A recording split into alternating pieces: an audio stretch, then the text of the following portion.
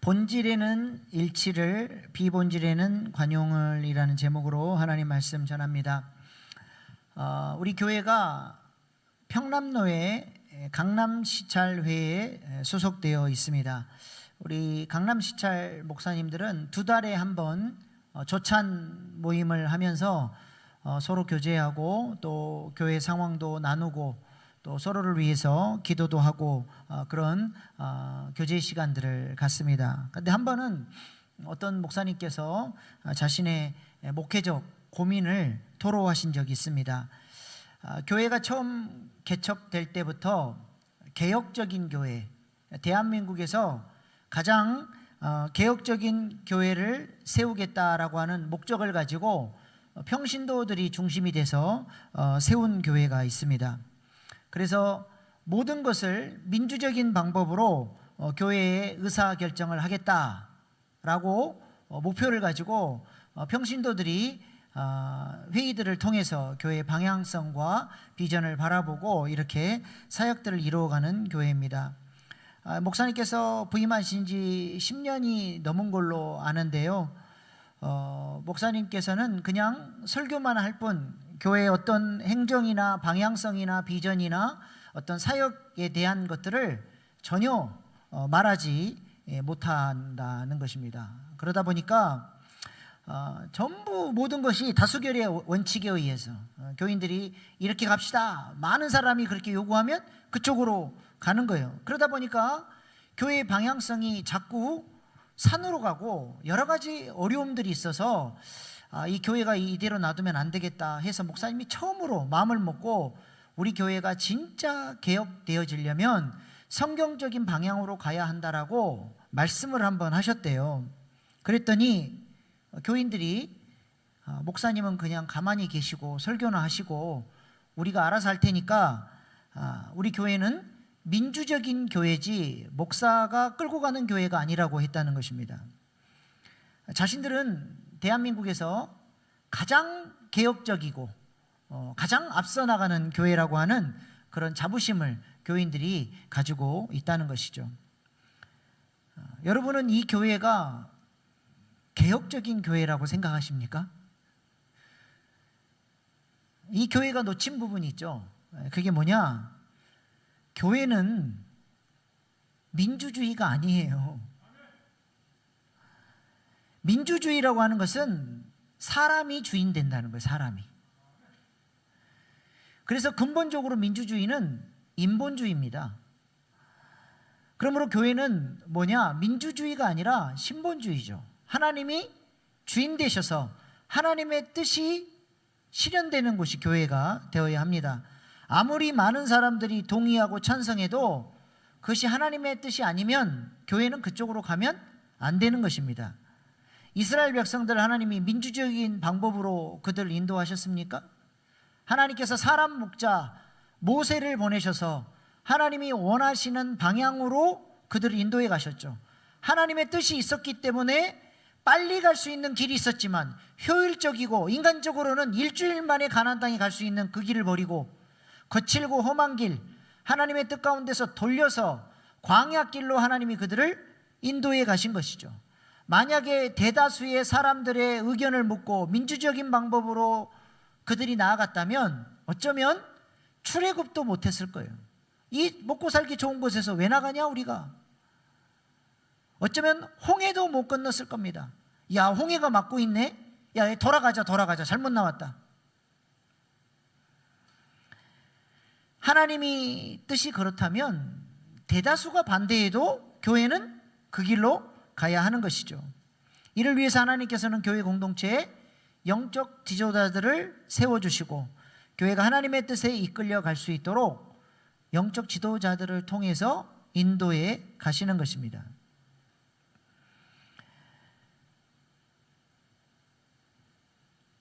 그러니까 이 교회는 수평적인 구조는 잘 세웠어요.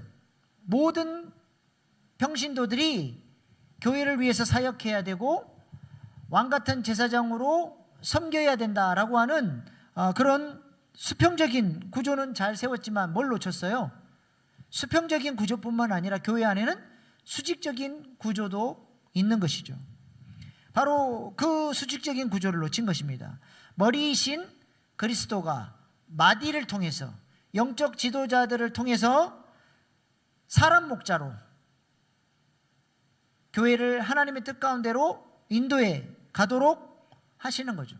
이것이 하나님이 일하시는 방법입니다. 그러니까 교회는 이제 뭐가 필요하겠어요? 기도가 필요한 것이죠. 기도를 많이 해야 됩니다. 교회의 지도자들이 하나님의 뜻을 잘 분별하고 이 교회가 하나님이 기뻐하시는 뜻 가운데 세워져 갈 수 있도록 기도를 많이 해 주셔야 되는 것이죠. 우리가 기도할 때에 하나님께서 우리 교회를 주님이 기뻐하시는 교회로 인도해 주시리라 믿습니다.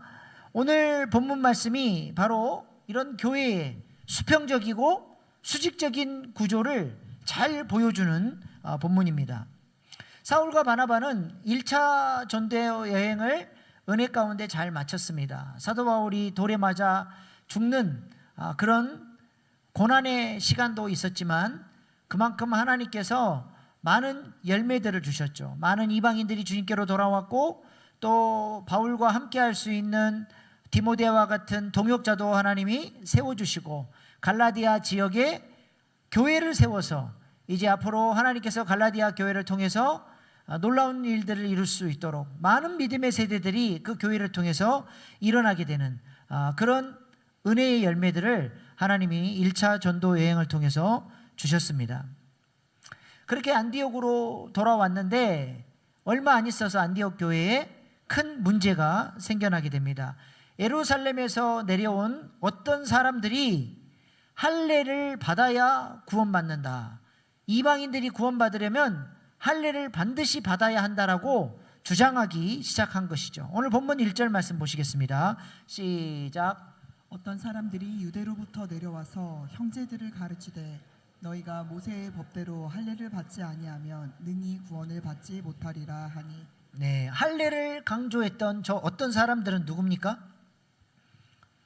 이 사람들이 누구이기에 은혜의 복음이 아니라 할례를 강조하는 다른 복음을 지금 전하고 있습니까? 은혜의 복음을 지금 변질시키고 있는 것이죠. 이들이 누구냐? 불신자들이 아니에요. 그냥 유대교회에 있는 종교 지도자들이 아닙니다. 유대인들이지만 예수님을 구주로 영접해서 기독교 신자가 된 예루살렘 교회의 성도들이죠. 그런데 그런 그들이 안디옥까지 찾아와서 여전히 모세의 율법을 지켜야 구원을 받고 할례를 받아야 구원을 받는다라고 하는 다른 복음을 지금 가르치고 있습니다. 믿음으로 은혜로 말미암아 구원받는 이 복음을 변질시키고 다른 복음으로 지금 성도들을 가르치고 있는 것이죠. 그렇다면 할례가 뭔데 이렇게까지 할례를 그리스도인이 됐음에도 불구하고 강조를 할까요? 마치 할례를 받아야 구원을 받는 것처럼 이렇게 할례를 강조하는 이유가 무엇입니까? 할례는 하나님이 처음에 아브라함에게 명령하신 거죠. 아브라함이 할례를 받고 난 이후부터 모든 이스라엘 백성들은 은혜의 그 언약의 표징으로서 이스라엘 백성들은 누구나 다 남자아이들은 난지 8일 만에 할례를 받아야 했습니다. 이때 이후로 이 할례는 선택받은 이스라엘 백성의 상징이 된 것이죠. 할례는 뭘 잘라내는 거예요? 남자아이들 그 포경 수술이죠. 왜 거기를 하나님이 자르라고 그랬을까요? 뭐 길을 뚫으라고 하든지 뭐 반지를 끼라고 하든지 하지 왜 하필이면 거기를 자르라고 하나님이 말씀하셨습니까? 하나님께서 아브라함에게 약속하셨습니다. 내가 너로 큰 민족을 이루겠다. 내가 너에게 약속의 자녀를 주겠다. 그런데 시간이 지나도 약속의 자녀가 생길 기미가 안 보여요. 점점 나이가 들어가고 살아는 경수가 끊어지고 자신도 이제 더 이상 아이를 낳을 수 있는 힘이 없어져 가는 거예요. 그래서 아직 힘이 좀 있을 때 자신의 힘으로 이 하나님의 뜻을 이루려고 하갈을 취해서 사라의 종 하갈을 취해서 이스마엘을 낳게 되죠. 하나님이 이 사건이 얼마나 속이 상하셨는지, 이때가 아브라함 나이 86세입니다. 13년 동안을 하나님께서 아브라함에게 찾아오지 않으셔요. 13년의 영적인 깊은 어둠 속에서 아브라함은 자라나는 이스마엘을 기쁨 삼아서 그렇게 살았어요. 그리고 99세 때에 하나님이 아브라함에게 나타나셔서 13년 만에 나타나셔서 첫 번째로 말씀하신 게 뭐냐면 할례를 행하라 였습니다. 할례를 행하라. 네가 믿고 의지하는 그거 잘라야 내 약속이 이루어지고 은혜의 자녀가 생긴다. 너는 너의 힘으로 사는 인생이 아니고 너의 힘으로 열매를 내놓는 인생이 아니라 은혜를 덧입고 하나님을 온전히 의지해야만 하나님이 원하시는 열매를 내어놓을 수 있는 인생이라고 하는 것을 기억하라 라고 하는 의미에서 하나님은 아브라함이 의지했던 그 힘, 그거 잘라내라고 하신 것입니다. 그러니까 할례는 뭐가 중요한 거예요? 할례를 행하는 행위가, 육적인 할례가 중요한 거예요?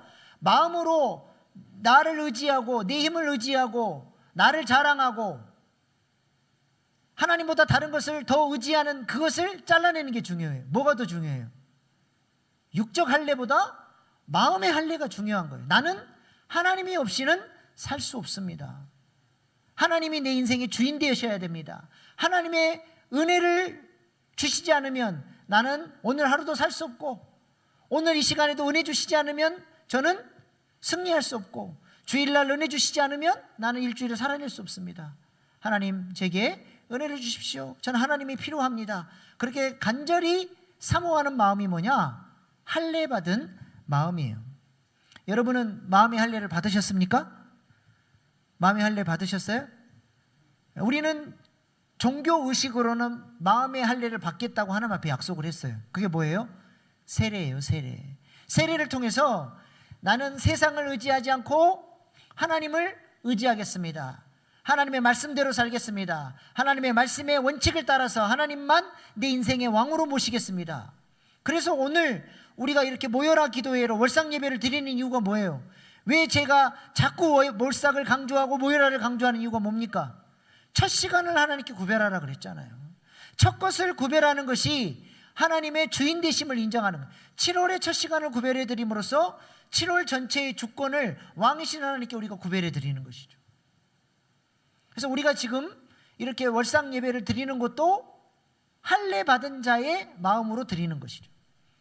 또 우리는 죄가 아니라 은혜, 예수님의 은혜를 공급받아서 죄를 거절하고 살겠다라고 하나님 앞에 결단했고, 육체의 소욕대로, 육체가 원하는 대로 그렇게 살아가는, 본능을 따라 살아가는 인생이 아니라 성령의 인도를 따라서 성령이 기뻐하시는 생각을 선택하며 살기로 세례를 통해서 결단을 했어요. 이게 뭐예요? 마음의 할례를 받은 거예요. 성부, 성자, 성령의 이름으로 할례를 받고 세상을 사랑했던 것을 잘라내고 죄를 사랑했던 것을 잘라내고 육체의 소욕대로 살았던 것을 잘라내는 것, 이것이 바로 할례죠. 여러분은 할례 받으셨습니까? 아멘이에요?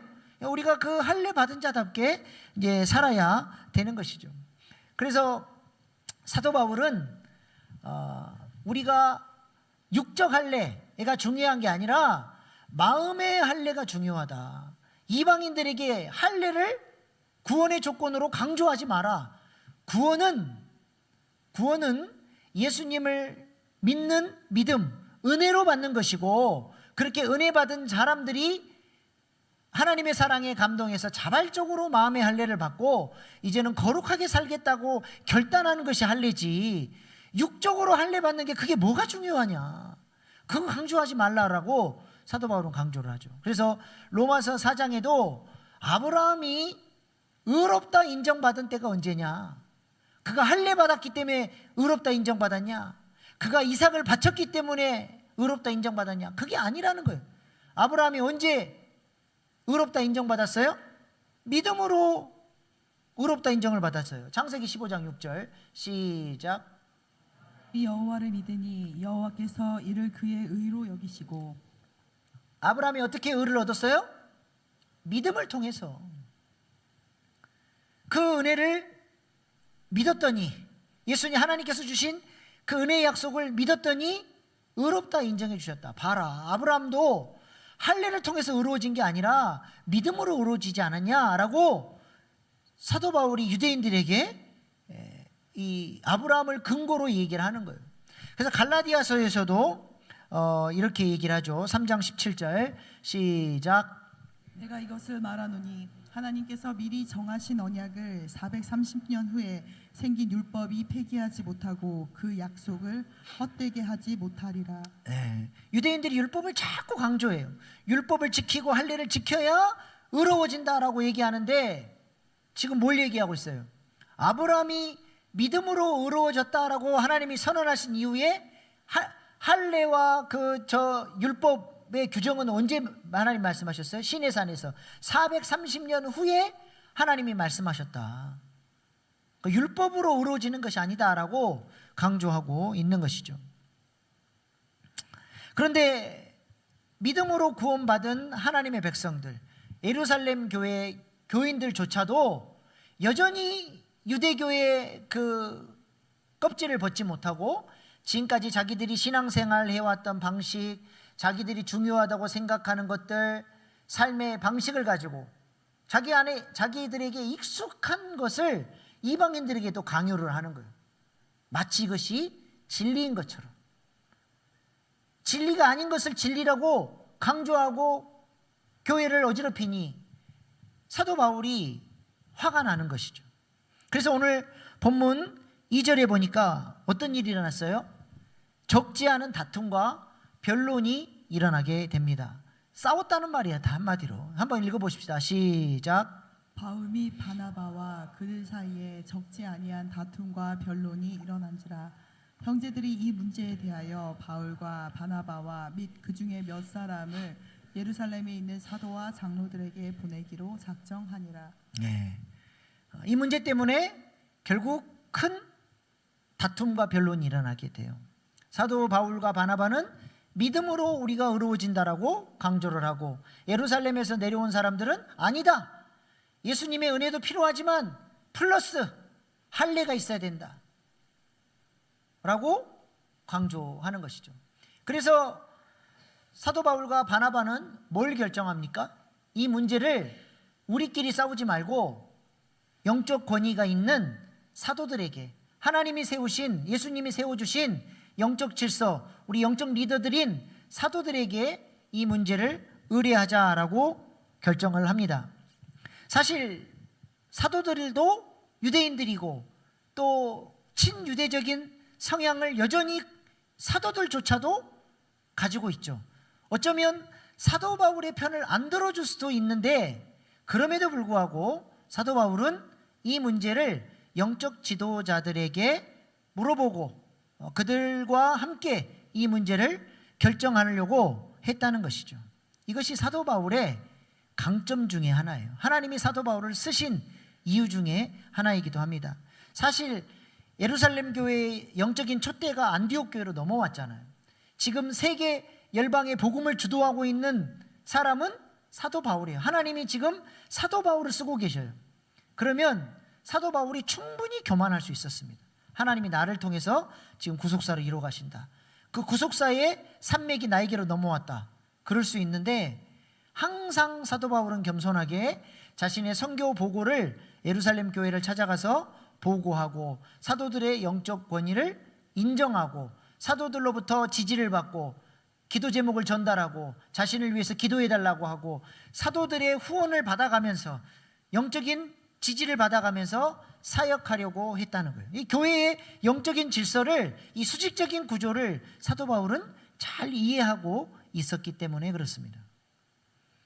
이것을 잘했던 사람이 또 있죠. 구약 성경에 다윗이에요. 하나님께서 기름 부음 받은 자 사울, 자기 눈에는 형편없는 지도자죠.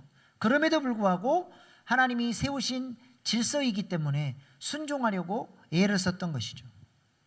하나님은 이렇게 영적 권위를 인정하고 겸손하게 섬기는 사람들을 기뻐하십니다. 왜냐하면 하나님이 사람 목자를 통해서 일하시기 때문에 그래요. 이 하나님이 일하시는 방식인 것이죠.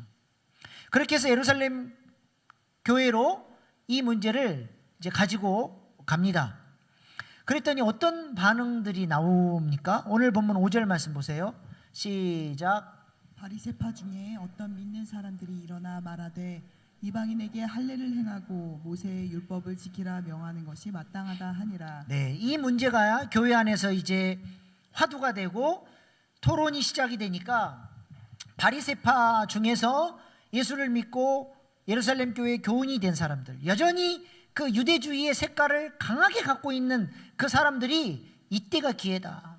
이방인들에게도 할례를 행하라고 명해야 된다. 율법을 지키라고 해야 된다. 그래야 구원받는다라고 하는 다른 복음을 지금 그들이 강조를 하고 있습니다.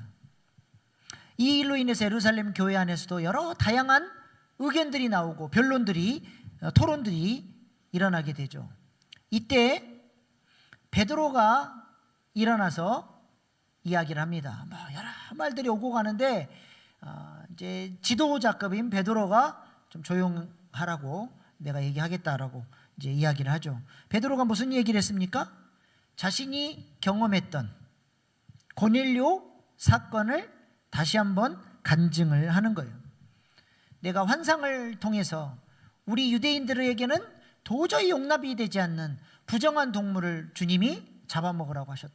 그것을 3번씩이나 강조하시고 환상을 보여주셔서 이게 뭘까 고민했는데 그때 마침 고넬료, 이방인 고넬료가 사람을 보냈고 주님이 그들을 따라가서 도우라라고 하는 감동을 주셔서 이방인들에게 복음을 전하는 것이 하나님의 뜻이구나. 순종하여 고넬료 집에 가서 예수 그리스도의 복음, 하나님 나라의 복음을 전했더니 그들이 이 말씀을 아멘으로 받고 이 복음을 믿는 순간 그들에게도 동일하게 오순절날 마가의 다락방에 임했던 그 동일한 성령님이 그들에게 똑같이 역사하시고 기름 부어주시고 하나님께서 은사들로 나타나셔서 그들이 예수님을 믿고 하나님을 경험하는 이 놀라운 경험을 내가 했다. 하나님께서 왜 나로 하여금 이런 경험을 하게 하셨느냐. 바로 이방인들도 믿음으로 말미암아 구원받는다라고 하는 것을 이 진리를 가르쳐 주시기 위함이 아니냐. 솔직히 말해서 우리라고 율법 다 지키냐? 우리도 못 지키는 그 무거운 율법의 멍에를 왜 이방인들에게 지우려고 하느냐? 베드로가 자신이 경험했던 그 간증을 통해서 사도 바울이 전하는 복음이 이것이 진리고 이것이 하나님의 뜻이라고 하는 것을 분명하게 이야기해 주는 있는 것이죠. 오늘 본문 8절 11절 말씀 보십시다. 시작. 또 마음을 아시는 하나님이 우리에게와 같이 그들에게도 성령을 주어 증언하시고 믿음으로 그들의 마음을 깨끗하사 그들이나 우리나 차별하지 아니하셨느니라. 그런데 지금 너희가 어찌하여 하나님을 시험하여 우리 조상과 우리도 능히 매지 못하던 멍에를 제자들의 목에 두려웠냐. 그러나 우리는 그들이 우리와 동일하게 주 예수의 은혜로 구원받는 줄을 믿노라 하니라. 그들이 우리와 동일하게 주 예수의 은혜로 구원받는 줄을 믿노라. 이것이 하나님께서 예루살렘 교회의 지도자인 베드로에게 미리 이런 일들이 있을 줄 알고 하나님께서 베드로를 경험시키게 하심으로써 이것이 진리라고 하는 것을 교회가 헷갈리지 않도록 이 진리를 받아들일 수 있도록 베드로를 경험시켜서 사도 바울의 이 복음 선포, 이방인 선교를 밀어줄 수 있도록 하나님께서 이렇게 교회를 인도해 가시고 또 영적 지도자를 통해서 이 진리가 강하게 선포되도록 그렇게 역사하고 있는 것입니다. 이러한 베드로의 강력한 간증 이후에 이제는 누가 일어나서 얘기를 하냐? 야고보가 일어나서 손을 들고 또 이야기를 합니다. 이 야고보는 어떤 야고보예요? 예수님의 동생 야고보입니다. 얼마나 기도를 많이 했는지 그의 별명이 낙타 무릎이라고 할 정도로 하나님 앞에 간절히 기도하는 사람이었고 예루살렘 교회 교인들로부터 존경받는 사람이었고, 이 사람이 야고보서의 저자죠. 야고보서는 우리가 잘 아는 것처럼 복음에 의한 바른 삶, 하나님이 기뻐하시는 삶을 살라고 삶을 강조하는 그런 말씀입니다. 근데 이 야고보가 일어나서 무슨 얘기를 했습니까? 베드로는 자신이 경험한 간증을 얘기했다면, 야고보는 성경적인 근거를 가지고 이것이 진리라고 하는 사실을 선포해 주고 있습니다. 오늘 본문 15절로 18절 말씀, 야고보가 했던 이야기 한번 같이 보십시다. 시작. 선지자들의 말씀이 이와 일치하도다. 기록된 바 이후에 내가 돌아와서 다윗의 무너진 장막을 다시 지으며 또 그 허물어진 것을 다시 지어 일으키리니 이는 그 남은 사람들과 내 이름으로 일컬음을 받는 모든 이방인들로 주를 찾게 하려 함이라 하셨으니 즉 예로부터 이것을 알게 하시는 주의 말씀이라 함과 같으니라. 아멘. 지금 야고보는 아모스서의 예언의 말씀을 가지고 와서 성경적인 근거를 가지고 이야기를 합니다. 다윗의 후손으로 오신 예수님의 구원 사역은 유대인들뿐만 아니라 이방인들에게도 동일하게 이방인들이 주님께로 돌아오도록 우리 주님께서 사역하신다라고 얘기하지 않았냐. 우리가 은혜로 말미암아 구원을 받았던 것처럼 이방인들도 할례 받지 않아도 예수를 믿는 그 은혜의 복음을 믿으면 이들이 구원받는다라고 하는 것을 성경적인 근거를 가지고 교인들에게 선포하고 있는 것입니다. 이것은 진리다. 이건 하나님의 뜻이다. 성경에 기록되어 있다. 다른 이견 말하지 마라. 이것은 본질적인 문제요 진리의 문제이니 우리는 이 진리를 믿음으로 아멘으로 받고 일치된 마음으로 이 교리를, 믿음으로 말미암아 구원받는 이 교리를 우리가 붙들어야 한다라고 강조하고 있는 것입니다. 그랬더니 어떻게 됐어요? 이것이 진리의 말씀이다. 베드로가 경험했던 간증과 성경의 말씀의 근거를 가지고 이것이 진리라고 사도 바울이 전하는 복음이 맞다라고 확증해 주니까 더 이상 교회 안에서 이 문제 가지고 다른 이견이 나오질 않았다는 게 중요한 거예요. 이게 진리네? 하나님께서 베드로 사도를 통해서 이런 경험을 하게 하셨고 이방인들에게도 동일하게 믿음으로 은혜 받고 성령이 떨어졌고 이것이 성경에 기록되어 있는 예언의 말씀이고 지금 그 예언의 말씀이 이렇게 성취가 됐구나. 이 진리는 진짜 진리다 하니까 온 성도들이 일치된 마음으로 이 진리를 믿음으로 받았다는 것이죠. 그리고 중요한 것은 야고보가 이 진리를 선포한 다음에 한 가지를 더 제안을 합니다. 믿음으로 구원받는 것은 진리이고 하나님의 뜻이기에 이견이 없다. 그러나 이방인 성도들에게 부탁하고자 하는 것은 유대인들이 너무 오랫동안 구약의 말씀을 읽고 또 읽고 구약의 그 유대교적인 물이 많이 들어있으니 유대인들이 끔찍히도 싫어하는 부분들은 이거는 비본질적인 문제이지만 그래도 너희들이 이것을 좀 따라주면 좋겠다. 그것을 안 한다고 해서 뭐 지옥을 가거나 그러진 않지만 너희들이 이것을 지켜줘서 유대인들이 당신들과 이방인 성도들과 교제할 때 꺼리낌이 없도록 좀 문화의 차이를 이해하고 배려해 달라고 부탁을 합니다. 이것을 히라보로 아디오포라라 그래요. 아디오포라. 성경에서 이것이 진리다, 꼭 이렇게 해야 된다라고 말하지 않고 중립적인 거, 이렇게 해도 되고 저렇게 해도 되지만 덕을 위해서 이렇게 하면 어떨까요? 라고 바울이 제안했던 것들이 있어요.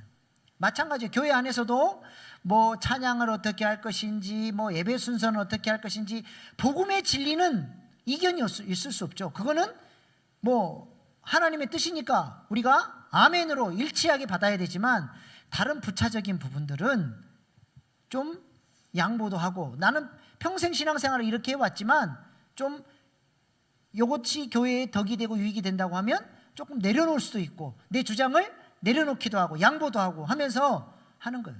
이 아디오포라 문제는 교회 영적 지도자가, 담임 목사가 교회가 이렇게 가는 것이 우리 교회에 유익할 것 같습니다라고 하면 그에 따라주면 좋아요. 아무튼 이 야고보가 이 아디오포라 문제지만 부탁을 해요. 부탁을. 그러니까 사도 바울과 바나바가 그것을 수용하고 각 이방인 교회에 사도 바울이 전도하고 세우는 교회들에게 편지를 보내서 이 문제를 이렇게 영적 지도자들이 결정했으니 당신들이 이것을 좀 따라주면 좋겠습니다라고 전파하고 사도 바울도 가는 곳마다 그것을 전달하기 시작했어요. 그 문제가 뭐냐면 오늘 20절 말씀 보세요. 시작. 다만 우상의 더러운 것과 음행과 목매어 죽인 것과 피를 멀리하라고 편지하는 것이 옳으니. 예, 우상의 더러운 것은 뭐예요? 우상에게 바치고 나온 고기, 육류. 그러니까 우상 제물로 바쳐졌던 육류를 안 먹었으면 좋겠다는 거예요. 귀신에게 바쳐진 부정한 건데 저거 유대인들이 싫어하는 거니까 좀 우상에게 바쳐진 거 말고 니들이 직접 잡은 거 먹어라. 먹고 싶으면. 그리고 음행을 조심하래요. 음행은 뭐예요? 이교도 예배예요. 이거는 뭐 당연히 그렇게 하면 안 되죠. 이교도 예배, 그 다른 그 음란한 사제들이 있는 이교도 예배에 참여하고 그것에 교제하지 말라는 거예요. 그거를 유대인들은 너무 싫어하니까 뭐 이거는 뭐 예수 믿는 사람이면 당연히 하면 안 되는 거죠. 또 뭘 하면 안 돼요? 목매어 죽인 것. 목을 매달아서 죽이면 피가 고기 속으로 흡수돼 버려요. 유대인들은 피 안에 생명이 있다라고 믿기 때문에 피 먹는 것을 싫어합니다. 그래서 목매어 죽인 동물, 그러니까 동물을 잡을 때는 목매에 달아서 죽이지 말라는 거예요. 다른 방법으로 잡으라는 거죠. 도살하라는 거예요. 그리고 피를 먹지 말라. 그러니까 유대인들이 문화적으로 아주 싫어하는 것들은 이방인 성도들도 좀 서로의 교제를 위해서 좀 조심해 달라고 부탁을 한 것입니다. 바울이 이것을 수용을 해요. 이방인 성도들 수용합니다. 그러니까 얼마나 은혜롭습니까? 진리는 일치, 비본질적인 문제는 서로 배려하고 용납해주고 관용을 베푸는 것이죠. 바울이 얼마나 유연한 사람이냐? 바울은 할례를 받아야 구원받는다 그러면 이것은 진리의 문제이기 때문에 목숨 걸고 싸워버려요. 절대 안 된다. 이거는 그럴 수 없다. 그런데 놀라운 사실은 사도 바울이 자신의 제자 디모데를 할례를 시켜요. 왜 시켜요? 덕을 위해서. 유대인들이 할례 받지 않은 이방인에게 말씀을 배울 수는 있겠지만 꺼림직해 하니까 교회의 덕을 위해서 디모데가 더 효과적으로 복음을 전하기 위해서 디모데야, 할례가 구원의 조건은 아니지만 덕을 위해서 네가 할례를 받았으면 좋겠다라고 해서 디모데에게 할례를 시킵니다. 이런 사람이에요. 진리의 문제는 용납을 안 하지만 비본질적인 문제는 교회의 덕을 위해서 효과적으로 복음을 전하기 위해서 얼마든지 양보하고 용납하는 그런 넉넉한 자세를 가지고 접근을 했다는 것이죠.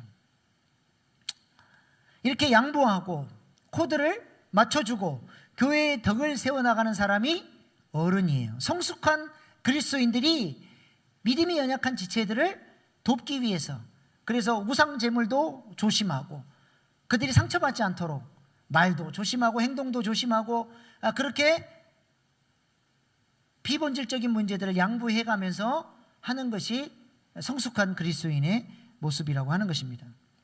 우리 교회도 진리는 무슨 일이 있어도 일치를 이루어가는 교회 되기를 소망합니다. 그리고 다른 부차적인 것, 비본질적인 것, 뭐 내 얼굴이 드러나냐, 뭐 내 이름이 드러나냐, 그런 뭐 자존심 싸움하고 이런 비본질적인 것들은 얼마든지 양보할 수 있는 그런 넉넉한 마음으로 교회의 성도들을 대하고 배려하면서 그렇게 사랑의 공동체를 세워나갈 수 있기를 소망합니다. 그런 의미에서 한 가지 제가 좀 부탁드리고 싶은 것은 막 저한테도 맨날 그런 얘기만 해요. 왜 목사님 찬송가를 불러야지 찬양팀이 찬송가는 안 부르고 다른 CCM을 부릅니까? 요즘에 제가 그러면 그냥 하게 놔뒀더니 이제는 아예 그냥 찬송가만 주구장창 불러요. 이런 제가 물어봤어요. 왜 찬송가만 부르냐 그랬더니 어른들이 그렇게 하라 그런데. 여러분, 왜 청년들이 어른들을 배려합니까? 좀 섞어서 하면 안 돼요? 뭐 한 두 곡 찬송가 부르면 한 곡은 CCM 부르고, 어떤 날은 CCM 두 곡 부르면 어떤 날은 찬송가 한 곡 부르고, 뭐가 그게 그렇게 중요해가지고 그거를 그냥 내가 다 컨트롤하고 조종하고 내 입맛에 맞게 내 취향대로만 하려고 합니까? 좀 배려하면서 좀 비본질적인 문제는 양보할 수 있고. 오늘 얼마나 은혜로, 난 오늘 처음 들어봤네 그 찬양. 그 뭐야, 그 영어 아니 천국은 마치 그 영어 들어간 찬양. 예. 은혜롭더라고. 좀 새로운 노래도 좀 배우고 열린 자세로, 내가 잘 모르는 찬양이어도 좀 배워보려고 하고, 이렇게 하면 우리가 이 신앙생활이 얼마나 풍성해져요. 맨날 했던 찬양만 또 하고 또 하면, 우리 교회는 연합 집회 가면 딴 교회 사람들 다 은혜롭게 찬양하는데 우리는 한마디도 입도 딸싹 못할 것 같아요. 좀 하나님이 기름 부어주신 찬양들이 있어요. CCM 중에서도 하나님께서 귀하게 쓰시는 찬양들이 있다고. 그런 찬양도 좀 배워보고 좀 수준을 좀 이렇게 넓혀가야죠. 우리 찬양팀도 좀 수준이 점점 올라가야죠. 왜 딱 발목 잡고 그냥 옛날 방식으로만 하라고 하냐 그 말이에요. 이수경 전사님 남편이 AI 전문가입니다. 근데 내가 교제하면서 그런 얘기를 들었어요. 어떤 교회에서 AI 특강을 7080 세대 어르신 공동체에서 자기를 불렀다는 거예요. AI 좀 가르쳐 달라고. 와, 내가 그 교회는 진짜 대단한 교회다. 7080 어르신들이 이 4차 산업혁명의 이 핫 키워드인 AI를, 아이고 내가 나이가 몇 살인데 AI고 뭐고 그게 아니라 새롭게 배워보려고 하는 그 열린 자세. 난 그 마인드가, 나 그 교회가 어딘지 모르지만 너무 부럽더라고. 이야, 이 어르신들이 대단한 어르신들이구나.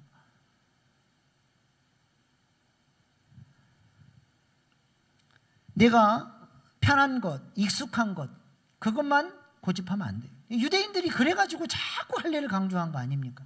자칫 잘못했으면 사도 바울을 통해서 이방인들에게 복음 증거하는 것을 구속사에 방해를 할 위험성까지 있었던 거예요. 근데 하나님께서 사도들에게 역사해 주시고 베드로를 경험케 하시고 야고보 사도에게 그 말씀을 감동을 주셔서 이 진리를 찾아갈 수 있도록 하나님께서 역사해 주시니까 나머지 것들은 서로 배려하면서 이 복음 증거하는 역사가 힘있게 뻗어나갈 수 있도록 하나님께서 역사해 주신 것이죠.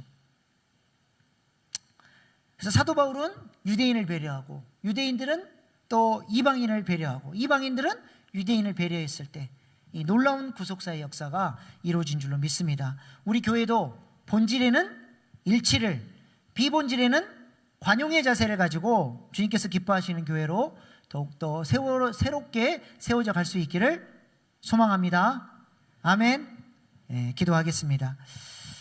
이 시간에 오늘 주신 말씀 붙들고 기도할 때에, 하나님, 우리 교회가 본질에는 일치를, 비본질에는 넉넉한 가슴을 가지고 관용의 자세로 용납하고 품어주고 또 사랑해주고 하는 그런 교회로 세워져 갈 수 있게 해달라고, 이 시간 주신 말씀 붙들고 또 내게 주신 음성들 붙들고 결단하는 기도로 나아가시겠습니다.